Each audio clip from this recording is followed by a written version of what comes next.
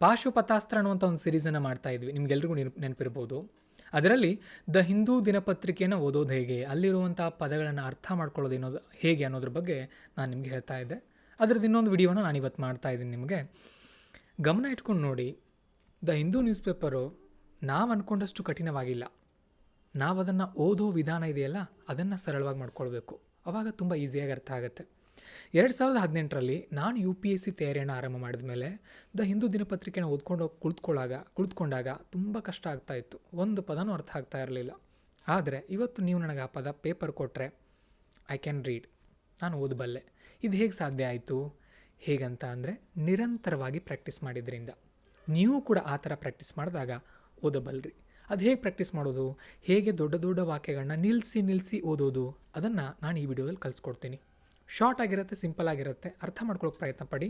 ನೀವು ಕೂಡ ಓದುವಾಗ ಇದೇ ತರಹ ಪ್ರಾಕ್ಟೀಸ್ ಮಾಡಿ. ಪ್ರತಿದಿನ 10ರಿಂದ 15 ನಿಮಿಷ ಅಟ್ಲೀಸ್ಟ್ ಒಂದು ಪ್ಯಾರಾಗ್ರಾಫನ್ನಾದರೂ ನೀವು ಪ್ರಾಕ್ಟೀಸ್ ಮಾಡಿದ್ರಿ ಅಂದ್ಕೊಳ್ಳಿ, ನೀವು CSAT ಕ್ಲಿಯರ್ ಮಾಡೋಕ್ಕೆ ಮ್ಯಾಥ್ಸ್ ಓದ್ಕೊಳ್ಳೋ ಅಗತ್ಯನೇ ಇಲ್ಲ. ಬರೀ ಇಂಗ್ಲೀಷ್ ಕಾಂಪ್ರಹೆನ್ಷನ್ನು ಪ್ಲಸ್ ರೀಸನಿಂದ ಪಾಸ್ ಆಗಿಬಿಡ್ತೀರಿ. ಸರಿ, ಹಾಗಾದರೆ ಶುರು ಮಾಡೋಣ, ತಡ ಮಾಡೋದು ಬೇಡ. Let's begin the class.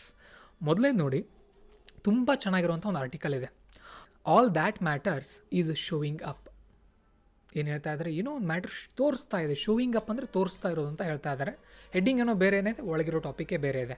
ಅದರ ಸಮ್ಮರಿ ಇಲ್ಲಿ ಕೊಡ್ತಾರೆ ನೋಡಿ, ಏನಂದರೆ ಹ್ಯಾಸ್ ಎಜುಕೇಷನ್ ಬಿಕಮ್, ಎಜುಕೇಷನ್ ಏನಾಗಿದೆ, ಹೀಗಾಗಿದೆಯಾ ಅಂತ ಹೇಳ್ತಾ ಇದ್ದಾರೆ. ಹ್ಯಾಸ್ ಎಜುಕೇಷನ್ ಬಿಕಮ್, ಎಜುಕೇಷನ್ ಹೀಗಾಗಿದೆಯಾ, ಹೇಗೆ, ಸೋ ಅನ್ಇನ್ಸ್ಪೈರಿಂಗ್, ಇನ್ಸ್ಪೈರೇ ಇಲ್ಲ ಇಲ್ಲಿ, ಅನ್ಇನ್ಸ್ಪೈರಿಂಗ್ ಆಗ್ತಾ ಇದೆ ಅದು.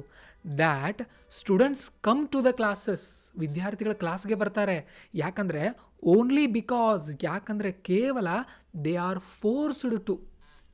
ಎಜುಕೇಷನ್ ಅನ್ನೋದು ಎಷ್ಟು ಇವತ್ತು ಅನ್ಇನ್ಸ್ಪೈರಿಂಗ್ ಆಗಿದೆ ಅಂತ ಅಂದರೆ, ವಿದ್ಯಾರ್ಥಿಗಳು ಫೋರ್ಸ್ ಮಾಡ್ತಾ ಇರೋದ್ರಿಂದ ಶಾಲೆಗಳಿಗೆ ಬರ್ತಾ ಇದ್ದಾರಾ ಅನ್ನುವಂಥ ಪ್ರಶ್ನೆಯನ್ನು ಕೇಳ್ತಾ ಇದ್ದಾರೆ. ಯಾರು ಕೇಳ್ತಾ ಇದ್ದಾರೆ ನೋಡೋಣ. ಪಿಯೂಷ್ ಗೋಯಲ್ ಅವರು ಬರೆದಿದ್ದಾರೆ ಈ ಆರ್ಟಿಕಲನ್ನು. ಸ್ವಲ್ಪ ಗಮನ ಇಟ್ಕೊಂಡು ತಿಳ್ಕೊಳ್ಳೋಕೆ ಪ್ರಯತ್ನ ಪಡೋಣ. ತುಂಬ ಚೆನ್ನಾಗಿದೆ, ಪೂರ್ತಿಯಾಗಿ ಕೇಳಿ, ನಿಮಗೊಂದು ಒಂದು ಒಳ್ಳೆ ಕಾನ್ಸೆಪ್ಟ್ ಸಿಗುತ್ತೆ ಇದರಿಂದ. Okay, let's begin. ಮೊದಲೇ ನೋಡೋಣ.